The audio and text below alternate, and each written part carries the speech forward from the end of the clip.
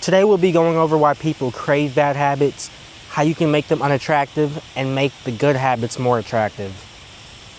Have you ever wondered why you keep going back to your bad habits when you think you've kicked them to the curb? It's because your mind is tricking you. Today, I'll be breaking down how you can hack your bad habits and reprogram your brain to be the person you want to be. And everything I'm talking about today is based off the book Atomic Habits.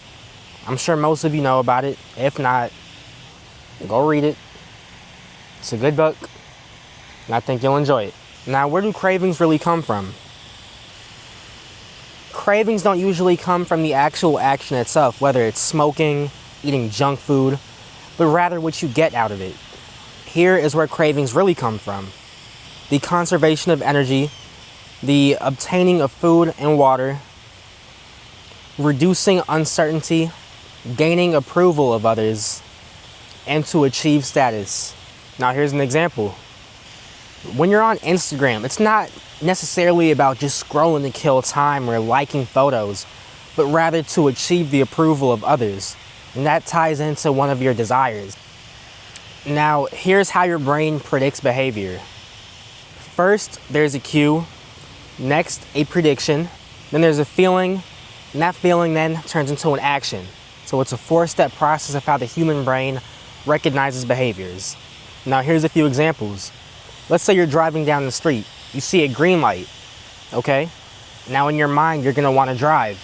Now, in order to execute that feeling, you're gonna have to press on the gas pedal.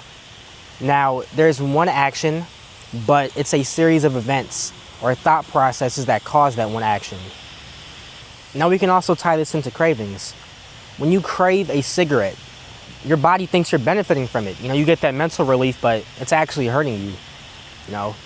Smoking kills, or so they say. Now, in order to break that bad habit, you have to reframe it entirely. You think smoking is cool. You think it helps you relax, but it's actually destroying your lungs. You ever seen the inside of a smoker's lungs? Now that's one. You like to drink because it helps you socialize. You need to have alcohol in order to talk to people?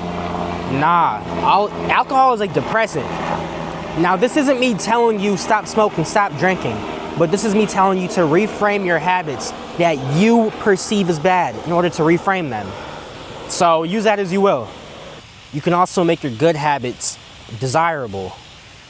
In order to do the things you don't want to do, you have to make it desirable. Now, that's on you right there. The blueprint is to do something enjoyable, but pair it with something unenjoyable. Now, let's say you have a really tough gym session planned. You don't want to go to it. But for the past month, you've been playing really hype, intense gym music, or whatever your gym playlist is right before. The cue was to put your headphones on, start playing some music, and then boom, you're locked in, you're ready. You no longer don't want to go to the gym. Instead, your mind is primed to go and get a crazy workout in. So like I said at the beginning of the video, bad habits only stick to you because your brain has been tricking you. Your brain thinks it's helping you, but it's actually not. In order to move past the bad habit, you have to reframe it for what it is. If you want to drop something bad for you, then you have to think of it as being bad for you. But in order to move forward with the good habits you want to build, in order to be someone who can see their good habits through, who can make it stick, then you have to frame it as attractive. So make the bad habits unenjoyable and make the good habits enjoyable. Attractive versus unattractive. Now, you know what your goals are. You know what you want to start doing and what you want to stop doing. So my challenge for you is to make it happen. Find a bad habit you want to drop, and I want you to build a good habit. Because at the end of the day, we're capable of self-realization. You can do whatever you want to do whenever you want to do it. All you have to do is have that desire and make it happen. Now, with these steps I've given you, it's very possible. So let me ask you, are you willing to do what it takes?